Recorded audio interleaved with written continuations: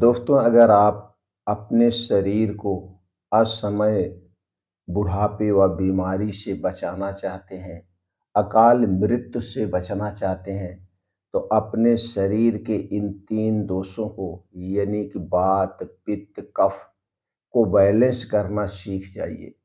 अगर आपके शरीर का वात, पित्त, कफ हमेशा बैलेंस में रहेगा, तो आपका शरीर हमेशा स्वस्थ निरोग रहेगा। जब हमारे शरीर का वात, पित्त, कफ बिगड़ जाता है यानी बढ़ जाता है, तभी हमारे शरीर में बीमारियां आती हैं। अगर हमारे शरीर का वात रोग बढ़ गया, तो 50 से 60% बीमारियां होती हैं। पित्त दोष बढ़ गया तो 25 से 30% बीमारियां होती हैं और कफ दोष बढ़ जाने पे 10 से 15% बीमारियां होती हैं। यानी कि दोस्तों, ये हमारा जो शरीर है, इन तीनों दोषों के बिगड़ने के कारण ही होता है। अगर ये 3 दोष हमारे शरीर में नहीं पाए जाएंगे, तो दोस्तों हम 1 मिनट भी जिंदा नहीं रहेंगे। तो ये 3 दोषों से और 5 तत्वों से हमारा शरीर बना हुआ है। जब हमारे शरीर में किसी भी पोषक तत्व की कमी होती है, तो उस कमी को पूरा करने के लिए आप क्या खाते हैं? अच्छी-अच्छी डाइट का प्रयोग करते हैं। उसी में से अगर हम अच्छी डाइट का सेवन ना करें, जैसे जब भी हमारे शरीर में किसी प्रोटीन, विटामिन की कमी होगी, तो उस प्रोटीन, विटामिन की कमी के कारण हमारे शरीर में बीमारियाँ होंगी। जैसे मान लीजिए शरीर में विटामिन डी की कमी हो गई, कैल्शियम की कमी हो गई, तो हमारा शरीर क्या होगा? हमारा शरीर के विकास रुक जाएगा। हड्डियाँ, मांसपेशियों में दर्द होगी, तो तरह-तरह की बीमारियाँ होगी। तो इसी तरह से दोस्तों, अगर आप स्वस्थ और निरोग रखना चाहते हैं, तो दोस्तों अच्छी डाइट का चुनाव करिए। हमेशा ऐसी डाइट का प्रयोग करें जिसमें सभी तरह के पोषक तत्व पाए जाते हों। इधर से आप अपने शरीर को आप सुरक्षित कर लिए। अब इधर से आपका शरीर पोषक तत्वों की कमी के कारण बीमार नहीं होगा। दूसरा चीज़, आप अपने शरीर के वात, पित्त, कफ को बैलेंस करना सीख जाइए। उसके पहले हम दोस्तों जान लेते हैं वात, पित्त, कफ हमारे शरीर में क्या इनका एक फिक्स स्थान है या क्या समय के अनुसार घटता-बढ़ता है, तो उसके बारे में भी जान लेते हैं। दोस्तों, ये वात, पित्त, कफ हमारे शरीर में समय-समय पर घटता-बढ़ता है। दोस्तों, जब हमारा जन्म होता है, जन्म के समय यानी कि बाल्यावस्था में, जब हम बाल्यावस्था में होते हैं, जन्म से लेकर 16 साल की उम्र को बाल्यावस्था कहते हैं। इस उम्र में हमारे शरीर में सबसे ज़्यादा कफ बनता है, तो हमें ऐसे मैनेज करना चाहिए इस उम्र में जो हमारे घर के बच्चे हैं, उन्हें कफ को बढ़ाने वाली चीज़ें नहीं देना चाहिए। नहीं तो कफ को बढ़ाने वाली चीज़ों से कफ से संबंधित बीमारियाँ होंगी। जब हमारा शरीर बाल्यावस्था से युवावस्था में प्रवेश करता है, यानी 16 साल से हम जब 60 साल के बीच में होते हैं, इस उम्र को युवावस्था कहते हैं और इस समय हमारे शरीर में सबसे ज़्यादा पित्त दोष बनता है। यही पित्त दोष, इसे आप एक पाचक रस भी कह सकते हैं। तो दोस्तों, यही हमारे शरीर में खाने को पचाता है, खाने को गलाता है, क्योंकि हम युवा अवस्था में रहते हैं, भाग-दौड़ भरी ज़िंदगी में रहते हैं। इस समय हमारे शरीर का विकास करता है। तो दोस्तों, जो कुछ हम खाते-पीते हैं, भगवान की ऐसी देन है कि वो सारे रस उस खाने-पीने को पचाता है, गलाता है। तो हमें ध्यान देने की ज़रूरत है, तब हम समझदार हो गए हैं। पित्त दोष को बढ़ाने वाली जो चीज़ें, उनका सेवन हमें नहीं करना चाहिए। जब हम युवावस्था से वृद्धावस्था में प्रवेश करते हैं, तो इस समय हमारे शरीर में सबसे ज़्यादा कफ दोष बनता है। तो यहाँ पे हमें जानने की ज़रूरत है कि कफ दोष को बढ़ाने वाली कौन-सी चीज़ें, उनका सेवन हमें नहीं करना चाहिए।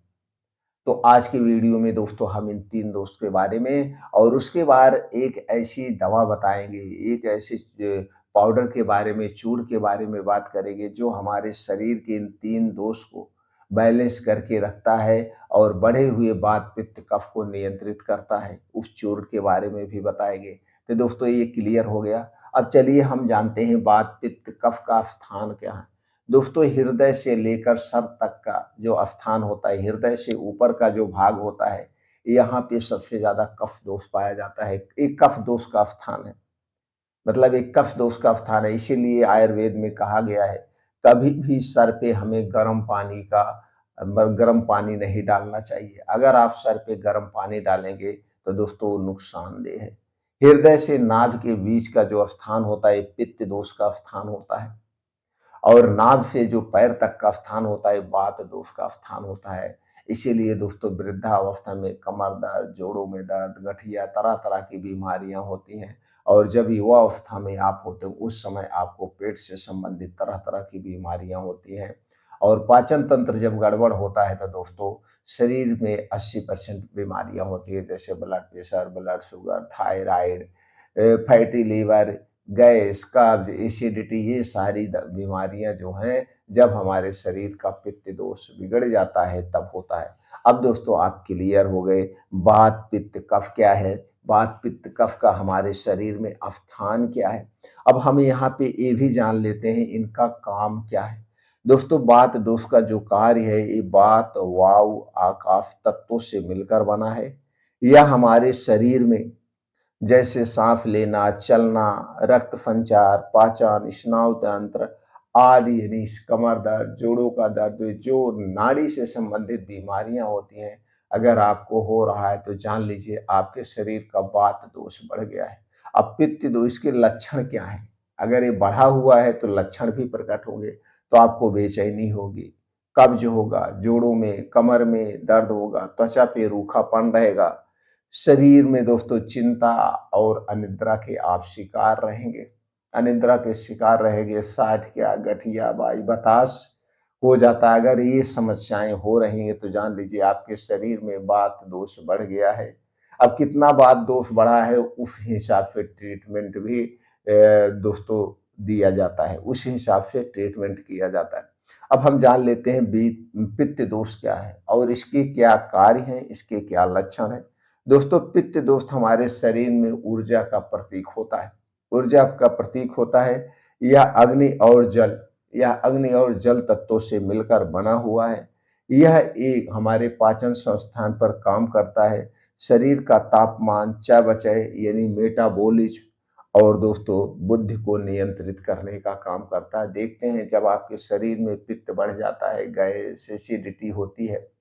अब इसके लक्षण की बात कर लें तो दोस्तों अगर पित्त दोष बढ़ा हुआ है, आपको अत्यधिक पसीना आएगा, शरीर में अम्लता बढ़ जाएगी, चिड़चिड़ापन होगा, गुस्सा आएगा, चर्म रोग, पेट से संबंधित जितनी बीमारियां होती हैं वो सारी बीमारियां आपको घेर लेगी। तो आप समझ लीजिए आपके शरीर का पित्त दोष बढ़ गया है। अब चलिए दोस्तों हम जान लेते हैं कफ दोष का क्या कार्य है। कफ दोष दोस्तों शरीर में स्थिरता और ताकत प्रदान करता है। स्थिरता और ताकत प्रदान करता है। पृथ्वी और जल से मिलकर, पृथ्वी और जल के से मिलकर ये दोस्तों बना है कफ दोष। और कफ दोष दोस्तों क्या काम है, जब आप देखते हैं शरीर को, मतलब हमारे शरीर में चिकनाई शरीर की रोग प्रतिरोधक क्षमता को मजबूत बनाता है। इसके साथ साथ शरीर में शीतलता और दोस्तों संतुलन बनाए रखता है। ये कफ दोष अगर ये बढ़ गया है तो इसके क्या क्या लक्षण शरीर में प्रकट होते हैं। दोस्तों कफ से संबंधित जितनी बीमारियां हैं वो सारी बीमारियां होती हैं। बलगम वाली बीमारियां होती हैं, आपको आलस बना रहेगा, सुस्ती लगेगी, ये सारी बीमारियां होती हैं। अब दोस्तों हमें ये जानने की जरूरत है हम अपने शरीर के वात पित्त कफ को नियंत्रित कैसे करें। नियंत्रित अगर आपको करना है तो जो आपके घर के छोटे बच्चे हैं पहले तो उन्हें आप ध्यान दीजिए, उनके शरीर का कफ दोष ना बढ़े। अगर कफ दोष बढ़ेगा तो कफ से संबंधित तरह तरह की बीमारियां होंगी। तो आप अपने घर के बच्चों को कभी भी कोई भी ठंडी चीज मत दीजिए। जैसे कोई भी ठंडी चीज, आइसक्रीम, कोल्ड ड्रिंक्स, ठंडा पानी, इसे दूर रखिए। और खास करके रात के समय में बिल्कुल नहीं देना चाहिए और हमें भी नहीं खाना चाहिए, बच्चों को ही नहीं हमें भी दोस्तों। ये ठंडी जितनी भी ठंडी चीजें हमारे शरीर के कफ दोष को बढ़ाती हैं, चाहे वो फ्रिज का ठंडा पानी हुआ, चाहे जो भी चीजें हुए, ठंडी वस्तुओं से हमें दूर रहना चाहिए। खास करके रात के समय में सूर्य डूबने के बाद कोई भी ठंडी चीज हमें नहीं लेना चाहिए। वैसे तो हमें दिन में भी नहीं लेना चाहिए क्योंकि हमारे शरीर का टेम्परेचर हमेशा 36 से 37 डिग्री सेल्सियस पर रहता है। इसलिए हमें रूम टेम्परेचर के अनुसार ही चीज़ें खानी पीनी चाहिए।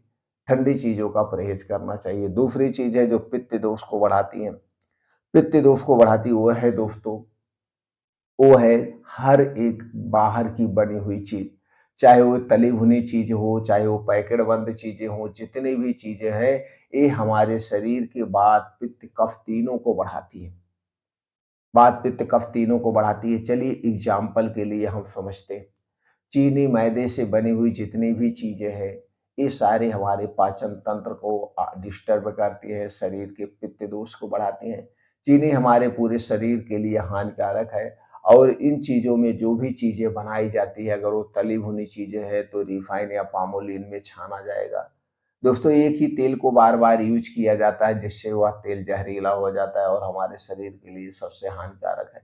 इसलिए घर से बाहर की बनी हुई कोई भी चीज हमें नहीं खाना पीना चाहिए। धूम्रपान, अल्कोहल, कोल्ड ड्रिंक्स, ठंडा पेय पदार्थ से हमें हमेशा दूर रहना चाहिए। ये हमारे शरीर के वात पित्त कफ को बढ़ाते हैं, और यही आज के समय में हम ज्यादा खाते हैं। दोस्तों आप कभी भी नोटिस करिए, जब कहीं आप पार्टी में जाते हैं, चाहे ठंडी का समय हो चाहे गर्मी का समय हो, आप देखते हैं रात रात भर पूरी रात पार्टी चलती है, मसालेदार खाना खाते हैं, चाय, कॉफ़ी, तरह-तरह की चीज़ें खाते हैं। अगर गर्मी का सीज़न है तो पूरी रात आप ठंडा पानी पीते हैं, कोल्ड ड्रिंक्स पीते हैं, तरह-तरह की चीज़ें खाते-पीते हैं।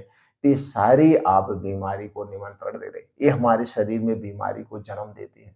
तो दोस्तों इससे बचना पड़ेगा। सूर्य डूबने के बाद सूर्य डूबने के बाद वैसे तो हमें दोस्तों कुछ भी नहीं खाना चाहिए। सूर्य डूबने के बाद ख़ास करके गरिष्ठ भोजन अपना खाना जितना जल्दी आप निपटाएँगे, उतना ही जल्दी सही है। तो दोस्तों अभी हो गया वात पित्त कफ को बढ़ाने वाली चीज़ें। अब चलिए दोस्तों हम ये जानते हैं कुछ दिनचर्या के बारे में। दोस्तों अगर आप अपने शरीर को हमेशा स्वस्थ और निरोग रहना चाहते हैं तो दिनचर्या को फ़ॉलो करना पड़ेगा। यानी दिनचर्या, ये आपने देखा हमारा शरीर किससे बना हुआ है? यही प्रकृति से बना हुआ है। तो हम जहाँ पे रह रहे हैं, वहाँ पे जो चीज़ें पाई जाती हैं, उन्हीं चीज़ों का हमें सेवन करना चाहिए। क्योंकि जहाँ पे हम रह रहे हैं, वहाँ के टेम्परेचर के हिसाब से, वहाँ के नेचर के हिसाब से हमारे शरीर का वात, पित्त, कफ घटता-बढ़ता है, उसी हिसाब से काम करता है। दूसरी चीज़, हमें दिन-दिन में खाना चाहिए। रात का मतलब पूर्ण रूप से आराम करना। तो अपना खाना-पीना हमें दिन-दिन में निपटा लेना चाहिए, और डेली हमें दोस्तों 16 घंटे का उपवास करना चाहिए। कैसे होगा 16 घंटे का उपवास? इसके लिए दोस्तों सूर्य डूबने के पहले आप अपना खाना निपटा दीजिए, और अगले दिन 10 से 11 बजे आप खाइए-पीजिए। आप देखिए डेली आप 16 घंटे का उपवास करेंगे। अगर आप इस 16 घंटे का उपवास डेली कर रहे हैं, तो दोस्तों आपको रात के समय जितनी भी बीमारियां होती कभी नहीं होंगी, जैसे रात में पेट का फूलना, गैस कब्ज, एसिडिटी का होना, रात में बीपी का बढ़ना, रात में हार्ट अटैक और ब्रेन हेमरेज जैसी गंभीर समस्याएं जो होती है रात के समय में कभी नहीं होगी। कभी भी आप गैस कब्ज एसिडिटी के शिकार नहीं होंगे। दोस्तों जब आप 16 घंटे का उपवास करते हैं, इस समय शरीर का टेम्परेचर कम होता है, और शरीर का टेम्परेचर जब कम होता है तो हमारा शरीर अपनी बीमारी को खुद ठीक करने लगता है। तो सूर्य डूबने के पहले खाना निपटाइए, जल्दी सोइए। 6 से 7 घंटे की नींद बहुत ज़रूरी है। इस समय जब आप सोते हैं तो आपका शरीर रिलैक्स होता है, अपने आप को रिपेयर करता है। और दोस्तों जल्दी उठने का प्रयास करिए। जल्दी उठने का मतलब दोस्तों ब्रह्म मुहूर्त की बात करें तो दोस्तों 3 से 4 बजे के बीच को ब्रह्म मुहूर्त कहते हैं। अगर इस समय आप नहीं उठ पा रहे हैं, तो दोस्तों 4 से 5 बजे के बीच उठने का प्रयास करिए। अगर आपको गैस कब्ज़ एसिडिटी बन रही है, तो दोस्तों 1 से 2 गिलास गुनगुना पानी पीजिए डेली, दिनचर्या से निवृत्त हो जाइए, 2 घंटा डेली निकालिए।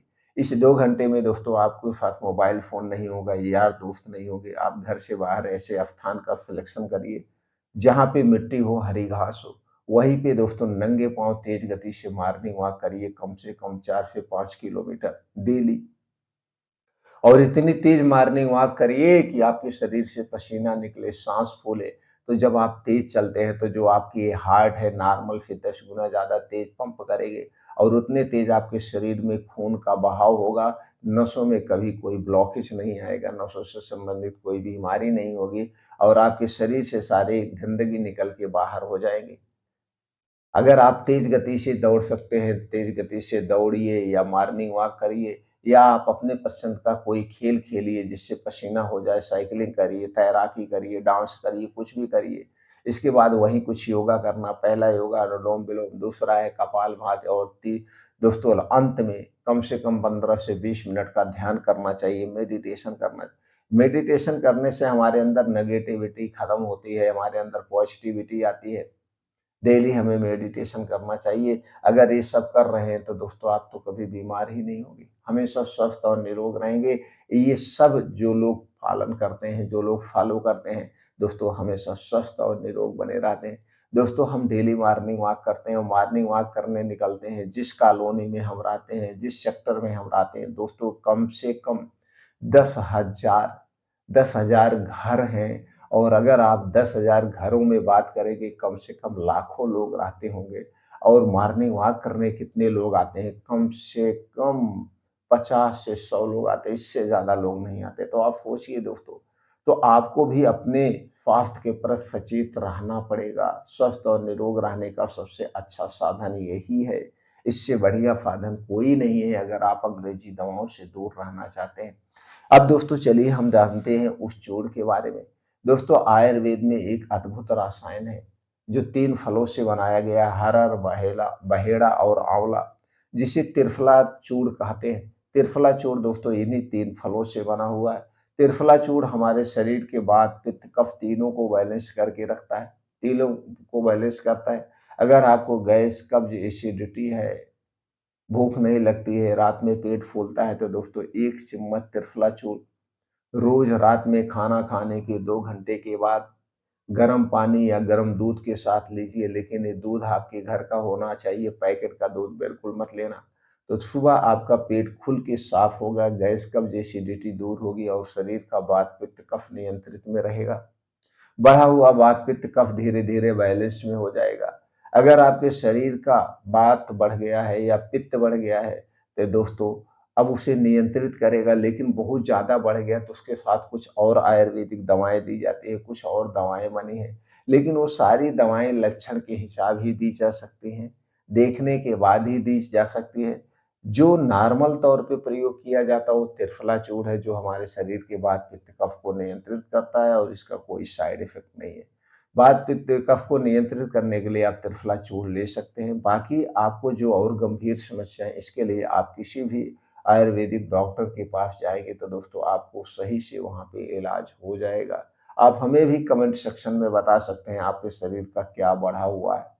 त्रिफला चूर्ण दोस्तों किसे नहीं सेवन करना चाहिए, गर्भावस्था में स्तनपान कराते समय इनका सेवन नहीं करना चाहिए, डायरिया, डिसेंटरी में इसका सेवन नहीं करना चाहिए। अगर आप किसी गंभीर बीमारी के लिए कोई मेडिसिन प्रयोग कर रहे हैं, कोई दवा ले रहे हैं, तो आप अपने डॉक्टर की सलाह पर इसका प्रयोग करेंगे। अपने डॉक्टर की सलाह पर इसका प्रयोग कर सकते हैं, अपनी इच्छा अनुसार नहीं कर सकते हैं।